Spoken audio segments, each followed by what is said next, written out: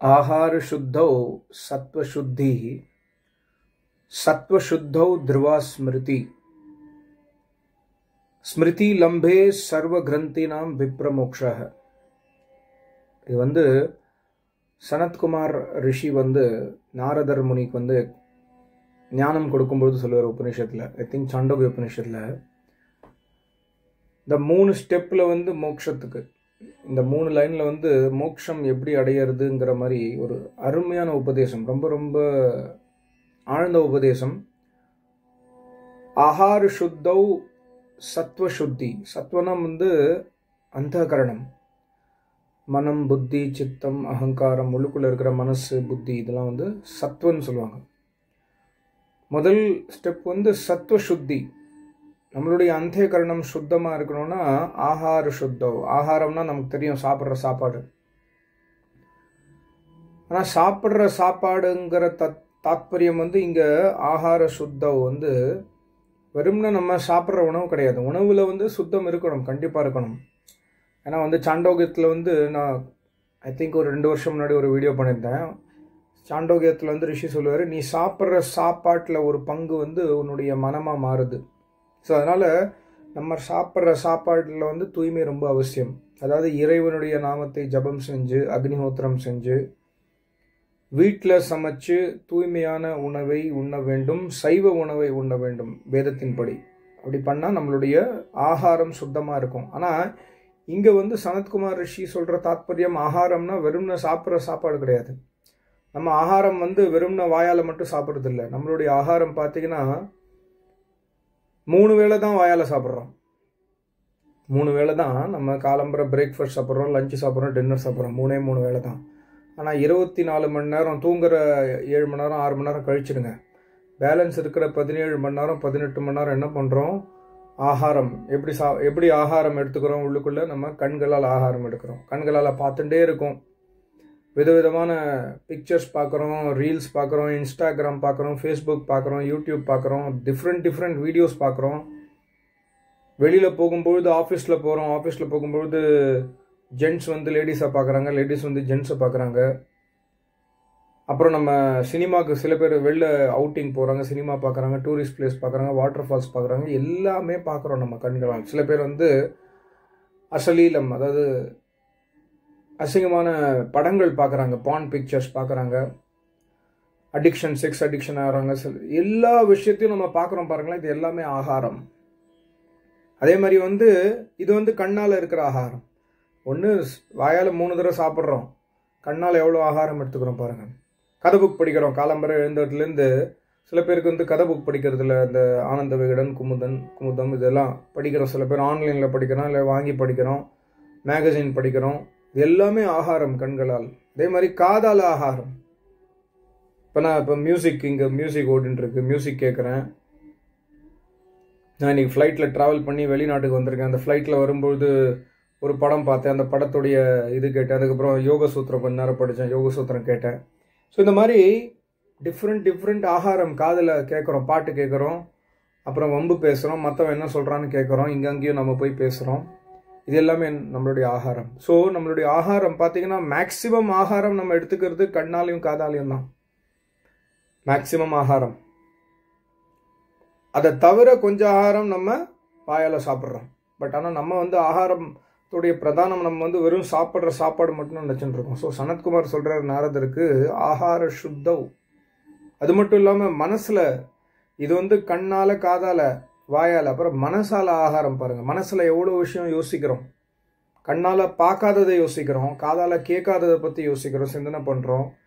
மற்றவனை வந்து திட்டுறோம், மனசுக்குள்ளே ராக வச்சுருக்கிறோம், தேஷம் வச்சுருக்கிறோம், மனசுக்குள்ளே கற்பனை பண்ணுவோம். ஒரு படம் பார்த்தோம், படத்தில் வந்து அந்த ஒய்ஃப் வந்து ரொம்ப பவ்யமாக இருக்க ஹஸ்பண்டோட.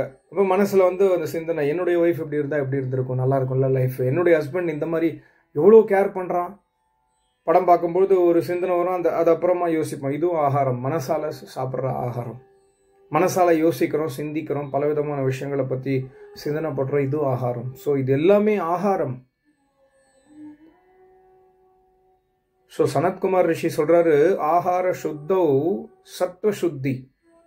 நீ வந்து உன்னுடைய நாரதரே, நீங்கள் வந்து நிறைய படிச்சிருக்கீங்க, நாரதர் போகிற சனத்குமார் ரிஷிக்கிட்ட போயிட்டு, எனக்கு பிரம்ம ஞானம் இன்னும் வரல, நீங்கள் வந்து மிகச்சிறந்த ரிஷி பிரம்மஞானின்னு சொல்கிறாங்க, நான் 4 வேதம் படிச்சிருக்கேன், அத்தியானம் பண்ணியிருக்கேன், சாஸ்திரம் படிச்சிருக்கேன், எல்லா வித்தைகளும் தெரியும், ஆனால் எனக்கு பிரம்ம ஞானம் இல்லை, உங்களுக்கு தெரியும், எனக்கு உபதேசம் பண்ணுங்கன்னு சொல்லுவார். ஸோ அப்போ சொல்லும்பொழுது இது சொல்கிறாரு, உன்னுடைய ஆகாரம் சுத்தமாக இருக்க வேண்டும். பத்ரம் கருணேபிஹி ஸ்ருணுயாம தேவா பத்ரம் பஷ்யேம அக்ஷபிர் யஜத்ராக. கண்களால் பார்க்கும்பொழுது பத்ர காரியத்தை பாரு, பத்ர விஷயங்களை பாரு. காதல் கேட்கும்பொழுது பத்ரனா நல்ல விஷயங்கள், கல்யாணம் தரக்கூடிய நமக்கு வந்து இந்த மகிழ்ச்சி தரக்கூடிய விஷயங்கள். மகிழ்ச்சினா வந்து ஆத்ம சந்தோஷம், அந்த மாதிரி விஷயங்களை கேளு, அந்த மாதிரி விஷயங்களை பாரு.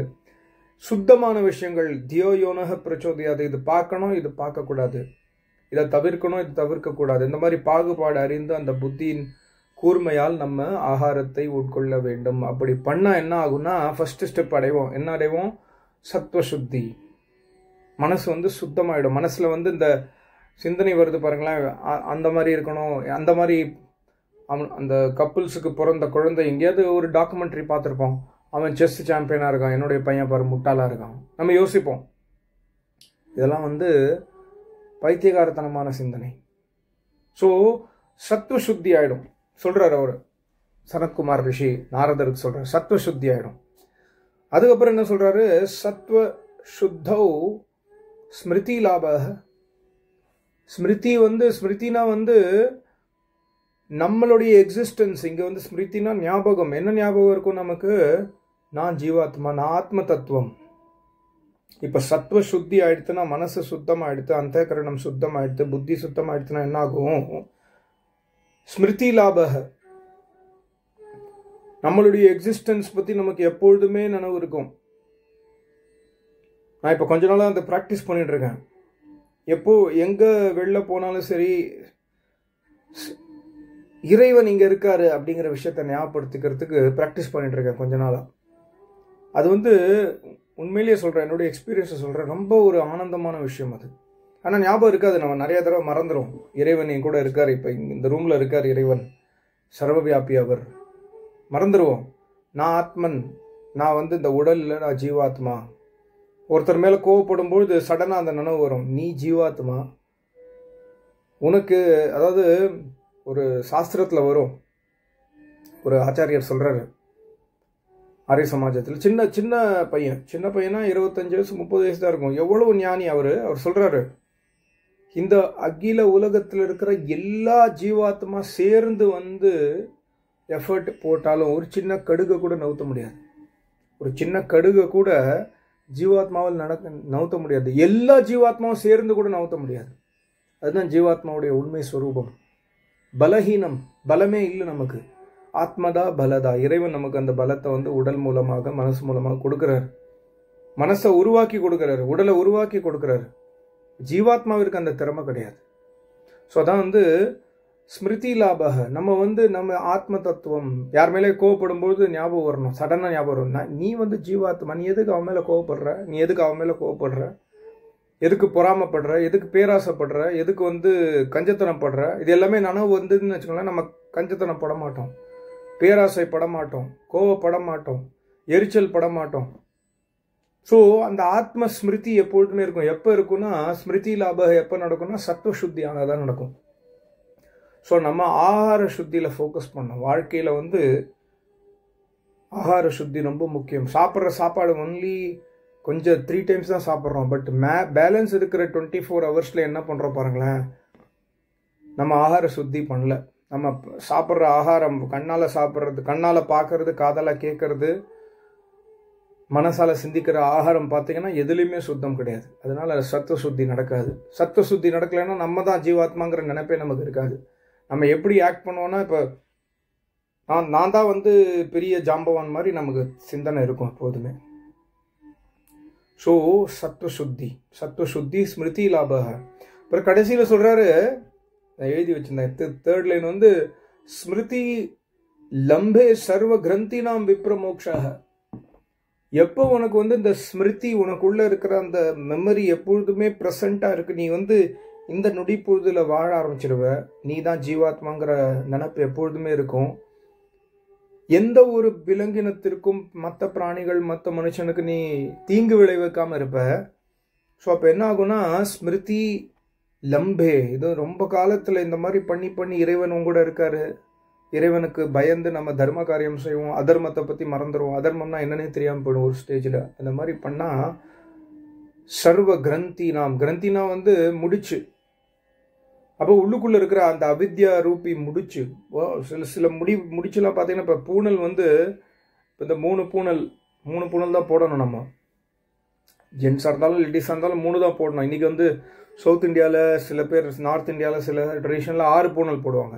எதுக்குன்னா வந்து பொண்டாட்டி பூனல் போடக்கூடாது, அதனால் கல்யாணம் ஆன பிறகு புருஷன் வந்து 6 போட்டுக்கணும் அப்படின்னு சொல்லுவாங்க. அதெல்லாம் பைத்தியக்காரத்தனம். எதுக்கு சொல்ல வரேன்னா, இப்போ இந்த பூனல் வந்து தயாரிக்கும் பொழுது பூனல் அப்படியே 12 இல்லை 24 வருதுன்னு வச்சுக்கோங்களேன் வீட்டில். அது சில சமயம் வந்து அதில் முடிச்சு வந்துடும். ரொம்ப கஷ்டம் அதை எடுக்கிறது. அந்த முடிச்சு எடுக்கிறது ஒரு நேக்காக எடுக்கணும். நீங்கள் ட்ரை பண்ணி பாருங்கள். ஒரு பூனல் வாங்கி கடையிலேருந்து அதை முடிச்சு போட்டு எடுத்து பாருங்கள் வெளியில். இப்போ உங்களுக்கு தெரியும் அந்த முடிச்சு வந்து எவ்வளோ கஷ்டம் எடுக்கிறது. இது வந்து பூனலில் ஃபிசிக்கலாக இருக்கிற முடிச்சு. இங்கே வந்து இறைவன் சனத்குமார் ரிஷி சொல்கிறது வந்து மனசில் இருக்கிற முடிச்சு, அது அவித்யா.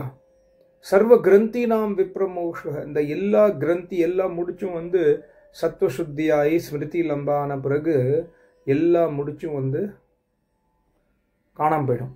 முடிச்சு எல்லாமே அவுந்துடும், இறைவன் அவுத்துருவார். நம்ம வந்து எப்போ நம்ம தூய்மையாக ஆயிட்டோமோ, மெயின் விஷயம் தூய்மையாகிறது. பர்கோ தேவஸ்ய தீமஹில வந்து காயத்ரி மந்திரத்தை வந்து எக்ஸ்பிளைன் பண்ணும்போது பர்கஹ, நிறைய பேர் வந்து சவுத் இந்தியாவில் நினைச்சோம் பர்கனா சிவன், சிவனை வந்து நம்ம தியானிக்கிறோம் அப்படின்னு நினைச்சுவாங்க. பர்கனா சிவன்ல தூய்மையில் தூய்மையான பரமாத்மா, கள்ளம் கபடம் இல்லாதவன், தூய்மையானவன், நியாயக்காரி, நிராகாரமானவன், எந்தவித அவித்யாவும் இல்லாதவன், அந்த இறைவன் வந்து நம்மளை வந்து நம்ம இந்த முடிச்சு எல்லாத்தையும் அவுத்துருவோம். மனசுக்குள்ள இருக்கிற முடிச்சு எல்லாமே அவுந்துருத்துனா விப்ரமோக்ஷக. அப்போ நம்ம விப்ர புருஷனாம், அப்புறம் நம்ம ஞானியாக மாறிடும், மோட்சம் அடைந்து விடுவோம். இது வந்து சனத்குமார் ரிஷி வந்து 3 ஸ்டெப்பில் சொல்கிறார் நாரதருக்கு. இந்த 3 ஸ்டெப்பை கடைப்பிடிக்கிறதுக்கு நமக்கு 30,000 ஜென்மங்கள் ஆகலாம். ஆனால் 30,000 ஜென்மங்கள் ஆனாலும் இது வேஸ்ட் கிடையாது. ஏன் சொல்கிறேன்னா பாருங்களேன், 30,000 ஜென்மங்கள், சப்போஸ் ஒரு எக்ஸாம்பிள் சொல்கிறேன், 30,000 ஜென்மங்களுக்கு அப்புறம் தான் மோட்சம் கிடைக்கும். இப்போ நான் இருக்கேன், இன்னும் 30,000 ஜென்மம் எடுக்கணும்னு வச்சுக்கலாம் மோட்சத்துக்கு. இப்போ வந்து ஒரு ஜென்மத்துக்கு 100 வயசு வச்சுக்கலாம் அப்ராக்சிமேட்டாக. 30,000 × 100 எவ்வளோ ஆச்சு? 3 லட்சம், 30 லட்சம் வருஷம். 30 லட்சம் வருஷம் நான் இன்னும் எனக்கு டைம் ஆகும் நான் மோட்சம் அடைகிறதுக்கு. நான் தொடர்ந்து முயற்சி பண்ணி, தொடர்ந்து தர்மத்தை ஃபாலோ பண்ணி, தவம் செஞ்சு இதெல்லாம் பண்ணால் 30 லட்சம் வருஷம் ஆகுன்னு வச்சுக்கோங்களேன். இருந்தாலும் அது ரொம்ப கம்மி தான். 30 லட்சம் ரூபா நம்ம இன்வெஸ்ட் பண்ணி ரிட்டர்ன் எவ்வளோ எடுக்கிறோம்? 311 ட்ரில்லியன். 30 லட்சம் ரிட்டர்ன் பாருங்க. 30 லட்சம், 3 கோடி, 30 கோடி, 300 கோடி, 3000 கோடி, 30,000 கோடி, 3 லட்சம் கோடி, 30 லட்சம் கோடி, 300 லட்சம் கோடி, இந்த மாதிரி போயிட்டே இருந்தால் 311 ட்ரில்லியன்.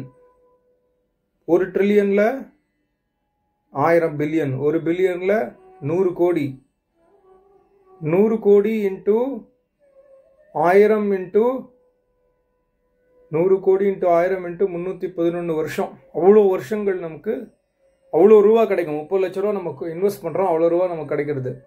ரொம்ப பெரிய லாபம் தானே அது. அதான் மோட்சத்துடைய லாபம். ஸோ சுத்தமாகறதுக்கு, தூய்மை ஆகிறதுக்கு நம்ம முயற்சி பண்ணணும். இதுதான் வந்து எல்லா ரிஷிமுனிகளுடைய ஃபிலாசபி. எதுக்கே இவ்வளோ கஷ்டப்படுற? எப்படிதாலும் மோட்சம் ஒரு நாள் மோட்சமும் முடிஞ்சு ஒரு நாள் நீ திருப்பி பிறப்பில் தான் வரப்போகிற. அப்போ எதுக்கு மோட்சத்துக்கு கஷ்டப்படணும்? குருநாதர், இப்போ நேற்றுக்கு தான் ஒரு ஆர்டிக்கல் படித்தேன் குருநாதர் எழுதியிருக்காரு. ரொம்ப அருமையாக எழுதியிருக்காரு வெப்சைட்டில். இப்போ ஓப்பன் ஆயிருக்கான்னு பார்க்குறேன். சூப்பராக எழுதியிருக்காரு. இங்கே இல்லை, ஐ திங்க் போயிடுச்சு. அது குருநாதர் சொல்லியிருப்பாரு, நீ வந்து மோட்சத்துக்காக வந்து திருப்பியும் நீ பிறந்தாலும் ஏன் நீ முயற்சி பண்ணுன்னா, 1 மணி நேரம் சந்தோஷம். இப்போ நான் ஃப்ளைட்டில் வந்து 6 மணி நேரத்தில் 6 மணி நேரத்தில் என்னென்ன கம்ஃபர்ட் பண்ண முடியும்? எப்படி நான் சும்மா உட்காந்து வருது? எவ்வளோ நேரம் தான் ஞாபகம் பண்ணுறது? சரி, ஒரு மூவி டவுன்லோட் பண்ணிட்டு வந்தேன் ஃப்ளைட்டில் ஏறும்போது. ஸோ ஒரு 6 மணி நேரம் ட்ராவலுக்கே நம்ம சுகம் பார்க்குறோம். ஒரு நைட்டு ஏறி கும்பகோணத்துலேருந்து நைட்டு பஸ் ஏறி மெட்ராஸ்க்கு அடுத்த நாள் போகிறோம். 10 மணி நேரம், 7 மணி நேரம், 8 மணி நேரம் ஜெர்னிக்கு இவ்வளோ பிளான் பண்ணுவோம். பஸ்ஸில் இப்போ தண்ணி குடிக்கணும், டாய்லெட் இந்த இடத்துக்கு போகணும், எழுந்து டாய்லெட் போகணும், எல்லாமே பிளான் பண்ணுறோம் கம்ஃபர்ட்டுக்கு, ஒரு மணி நேரம் ஜெர்னிக்கு, ஒரு நைட் ஜெர்னிக்கு. ஸோ அதனால் இந்த மோட்சத்துடைய சமயம் காலம் வந்து ரொம்ப அதிக காலம். ஸோ அதற்காக முயற்சி எடுப்பதில் எந்த விதமான பாதகமும் இல்லை. நம்ம லாபத்தில் தான் இருக்கோம், நம்ம நஷ்டத்தில் இல்லை அப்படிங்கிற மாதிரி குருநாதர் எழுதியிருந்தார். ரொம்ப அருமையான விஷயம், உண்மையான விஷயம். ஸோ நம்ம எல்லாருமே என்ன ட்ரை பண்ணோன்னா சத்துவசுத்தி, ஆகார சுத்திக்கு நம்ம பிரயத்தனம் பண்ணோம். ரொம்ப முக்கியமான சூத்திரம் இது வாழ்க்கைக்கு. ரொம்ப நன்றி, நமஸ்காரம், ஓம்.